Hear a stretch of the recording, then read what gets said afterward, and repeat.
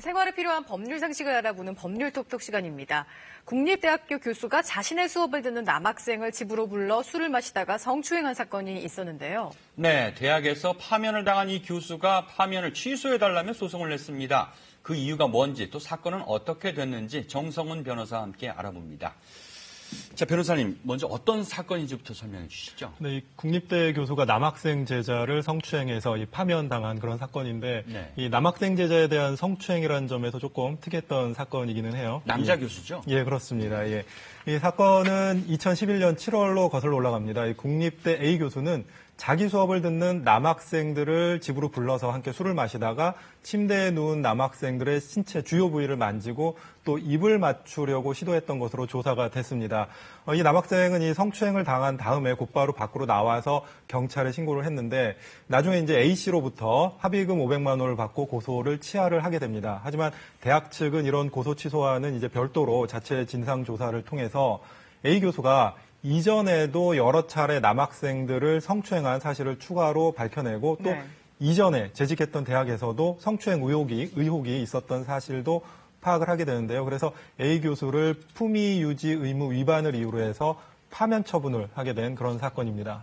네, 그런데 이렇게 파면을 당한 교수가 대학 측이 징계 사유를 소명할 기회를 충분히 주지 않았다며 소송을 낸 거죠? 그렇죠. 이 징계를 할 때 소명 기회를 제대로 주지 않았기 때문에 이 징계가 위법하니까 파면을 취소하라라는 게 이 소송의 핵심인데, 이제 생각을 해보면 고작 이 소명 기회 주지 않은 것 때문에 징계 자체를 전부 취소를 해야 되냐라고 이제 생각을 하실 수도 있을 것 같아요.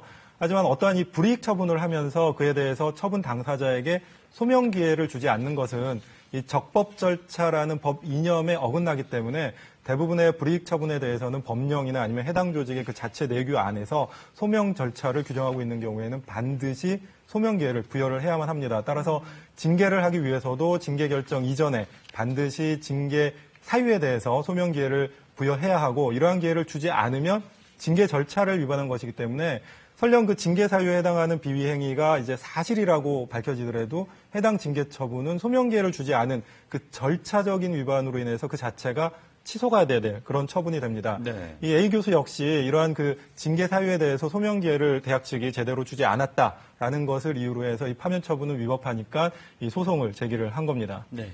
자, 그런데 1심과 2심의 판단이 달랐다죠? 예, 맞습니다. 먼저 1심 법원은 이 파면 처분은 정당하다고 판단을 했어요. 그러니까 A 교수에게 패소 판결을 한 거죠.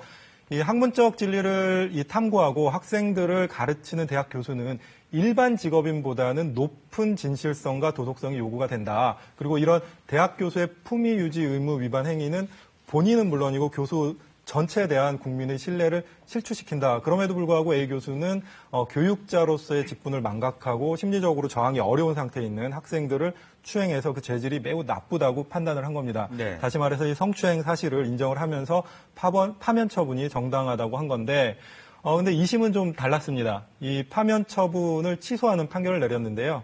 이 A 교수가 제대로 소명을 하기 위해서는 이 사전에 징계위원회가 의심하고 있는 성추행의 대략적인 사정과 피해자 등 사건의 개요를 알 수 있도록 해야 하는데 대학 측은 성추행 사실을 이실직고할 것만 계속 요구를 하면서 징계 절차를 끝내버렸는데 이것은 소명 기회를 박탈한 것으로 봐야 하니까 징계 절차에 중대한 하자가 있다라고 판단을 해서 파면 처분을 취소를 한 겁니다.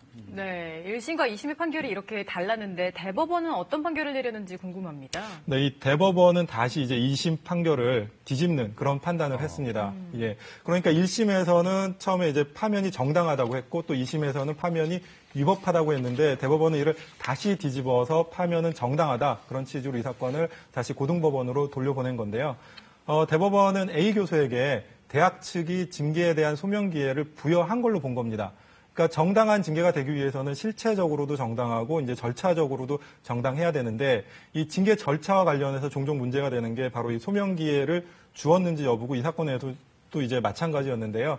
이 대법원은 징계 자체를 위법하게 할 정도의 절차적 하자는 없었다라고 판단을 하면서 2심 재판을 이렇게 뒤집은 겁니다. 자, 그러면 대법원이 교수를 파면한 게 정당하다 본 이유는 또 뭐였습니까?